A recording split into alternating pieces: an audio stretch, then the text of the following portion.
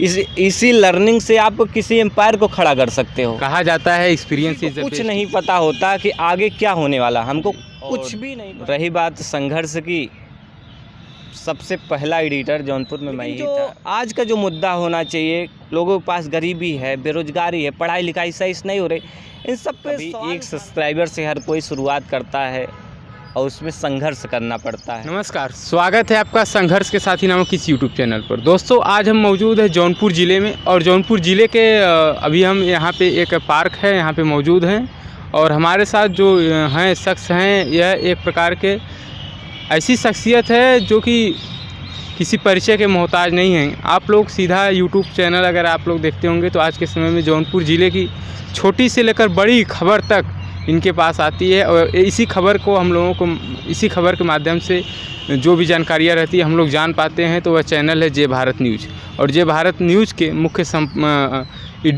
Editor जिसको बोलते हैं, मेन एडिटर हैं, और इनके संघर्षों की कहानी हम जानेंगे। आखिर कैसे एक छोटा सा यूट्यूब चैनल इन्होंने क्रिएट किया, आज उसके सब्सक्राइबर लगभग 1,41,000 के करीब हैं।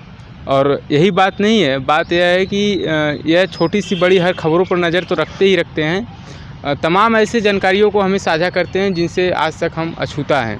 तो चलिए जानते हैं आज इनके जो है संघर्षों के बारे में। आखिर इनके मन में यह विचार कहाँ से आया, या कहाँ के हैं, मूल निवास इनका कहाँ है, और आगे क्या करना चाहते हैं। सर, स्वागत है आपका सबसे पहले। बहुत बहुत धन्यवाद भाई, हमें मौका देने के लिए कि हम आपके चैनल पे आएँ। जैसा कि नाम से ही जाते हैं संघर्ष के साथी, तो जो संघर्ष करके मतलब कहीं न कहीं ज़िंदगी में संघर्ष कर रहे हैं, तो हम उनके साथ हैं। तो आप अपने बारे में थोड़ा सा बताइए कि जैसे आपके परिचय दीजिए, और यह बताइए कि आपके मन में यह विचार कहाँ से आया कि आज के समय में मतलब एक यूट्यूब मतलब एक कह सकते हैं प्लेटफॉर्म ऐसा दिया जाए ताकि छोटी मोटी खबरों को पहुँचाया जा सके। मेरा नाम प्रमोद गुप्ता है, जय भारत का चीफ एडिटर हूँ, और आज के टाइम पे हमारे फेसबुक पेज पे लगभग 50,000 फॉलोअर्स हैं, और यूट्यूब पे लगभग 1.5 लाख होने वाले हैं। और इसके पीछे, और रही बात संघर्ष की, सबसे पहला एडिटर जौनपुर में मैं ही था। मैं पढ़ाई कर रहा था। पढ़ाई के दौरान मुझे पैसों की आवश्यकता थी, तो मैं एक न्यूज़ पेपर में आर्टिकल पढ़ा हुआ था जिसमें दिया गया था, उस समय इतना मोबाइल का ज़माना नहीं था, ट्रेडिशनल था। जैसे आजकल हर लोगों के पास 5-5 मोबाइल, 2-2 मोबाइल हर घर में मिल जाते हैं जी। तो उस टाइम इतना ज़माना नहीं था। तो न्यूज़पेपर में एक आर्टिकल छपा था, यूट्यूब से पैसा कैसे कमाएँ। तो उसके लिए मैं देखता रहता था, मैं वीडियो एडिटिंग सीखता रहता था। फिर जौनपुर में एक न्यूज़ चैनल खुला जिसका पहला एडिटर मैं बना सौभाग्य से। फिर उसमें मैं करता रहा। फिर जौनपुर में एक और न्यूज़ पोर्टल खुला जिसमें वहाँ भी अपॉर्चुनिटी मुझे मिली काम करने की। मैं वहाँ से भी काम किया और सीखा। फिर मुझे लगा कि दूसरे शहरों का भी रुख करना चाहिए।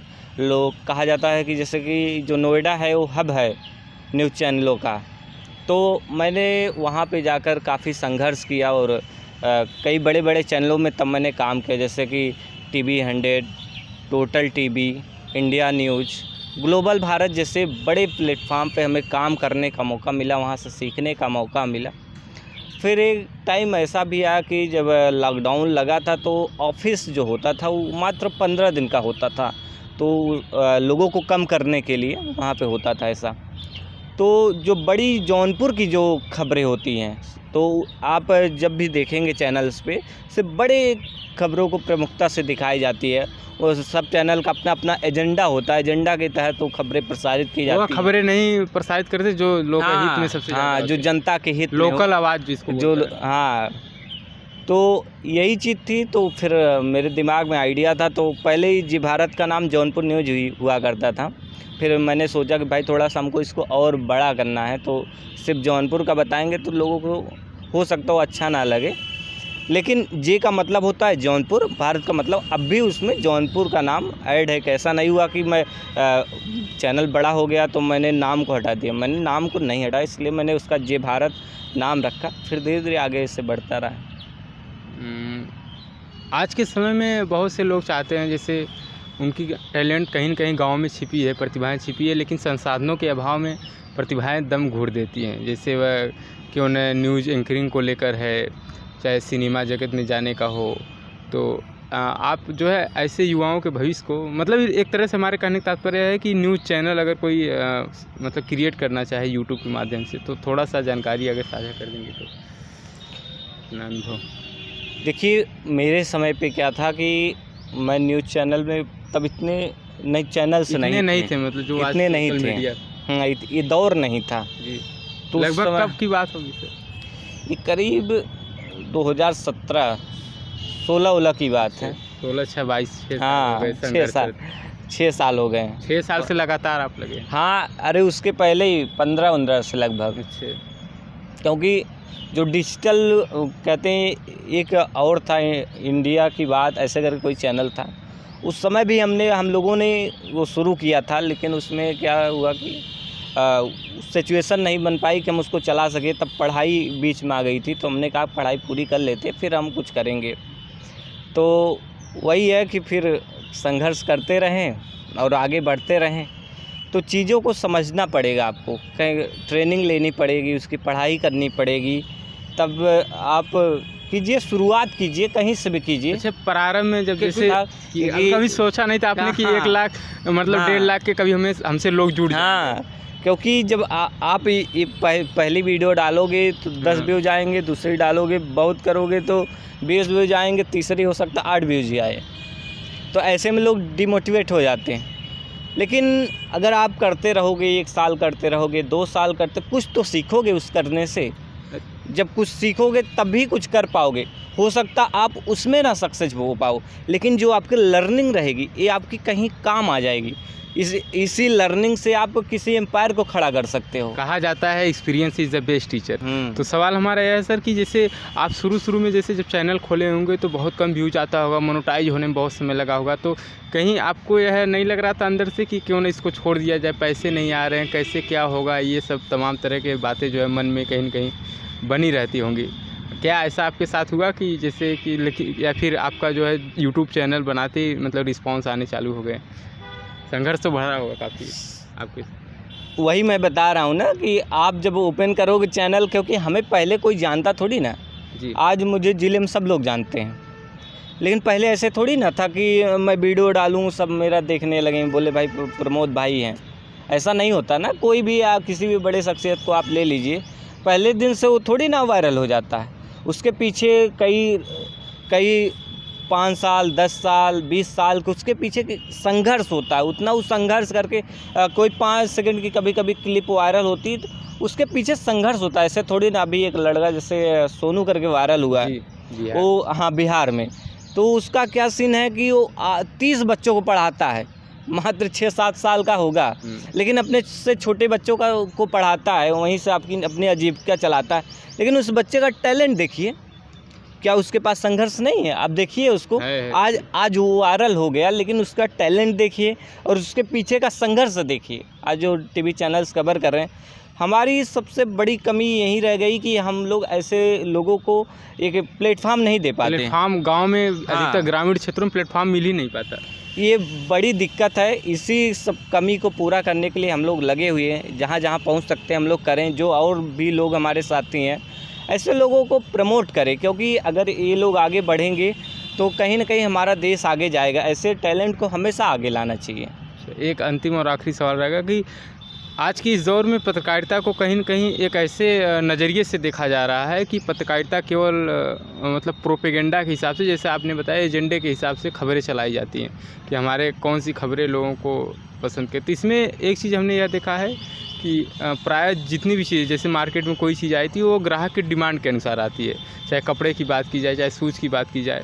तो कहीं न कहीं इसमें पत्रकारिता का भी दोष नहीं है हमारे हिसाब से, अपने व्यू के हिसाब से, जो चीज़ें अगर लोकल व खबर नहीं दिखाते हैं, क्योंकि आज भी हम हिंदू मुस्लिम की खबरें ज़्यादा देखना पसंद करते हैं, जैसा कि आप देख रहे हैं। तो आप इस पत्रकारिता को, यानी पत्रकारिता जगत को किस नज़रिए से आप देखते हैं?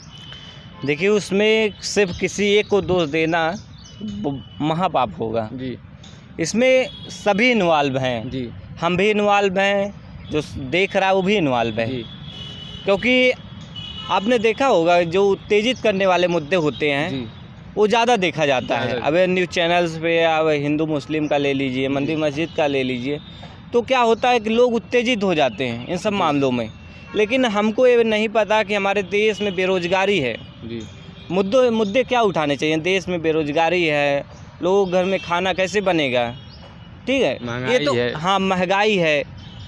ऐसे तमाम सारे मुद्दे हैं, आम जन के लिए बहुत सारे मुद्दे हैं। पुलिसिंग ठीक से काम नहीं करती है, कितनी खबरें आती हैं, पुलिस किसी को भी उठा के जेल में डाल देती है, उनके साथ न्याय नहीं होता है। आप तो जौनपुर के प्रॉपर निवासी हैं, तो जौनपुर के तमाम ऐसे आपके पास केसेस आते होंगे, मामले आते होंगे जिनमें बहुत सारे केसेस कभी कभी ऐसा कभी खबरें भी आती है, नेशनल खबरें आती हैं कि उसको उठा के जेल में डाल दिए, 20 साल बाद पता चला कि वो निर्दोष है। मतलब इस सब सिस्टम के खिलाफ आवाज़ कौन उठाएगा? हम अकेले थोड़ी ना उठाएंगे, आपको भी इसमें साथ आकर के आवाज़ उठाना होगा, तब जाके कुछ देश बदलेगा। जो उत्तेजित करने वाले मुद्दे होते हैं उन पे व्यूज़ ज़्यादा आते हैं, TRP ज़्यादा मिलती है, इसलिए न्यूज़ चैनल भी उसमें लगे रहते हैं। तो हमको भी देखना कि हमको सिर्फ व्यूज़ और पैसे के लिए हमको नहीं काम करना है, हमको देश के लिए भी कुछ काम करना है। और लोगों को भी ये समझना होगा कि जो लोग ऐसा काम कर रहे हैं उनके साथ हैं, उनका साथ दें। क्योंकि उत्तेजित करने वाले जो मुद्दे हैं, आज तो ठीक है आपके पैसे भी आ जाएंगे कल, लेकिन इसी देश का भविष्य खराब होगा। आपने श्रीलंका का हाल देख लिया, क्या हाल हश्र हुआ है। तो ऐसा ना हो कि भारत के साथ भी कुछ ऐसा हो, इसलिए जो उत्तेजित करने वाले मुद्दे हैं इनको थोड़ा सोच समझ के न्यूज़ चैनल्स चलाएं। हम तो यही कहेंगे कि ऐसे मुद्दों को उठाए ने भाई, आस्था का विषय है, सभी पूजा करते हैं, ऐसा थोड़ी ना कि ऐसे कोई चीज़ नहीं उठाए जिससे दो धर्म नहीं करते हैं, कोई नहीं करता है।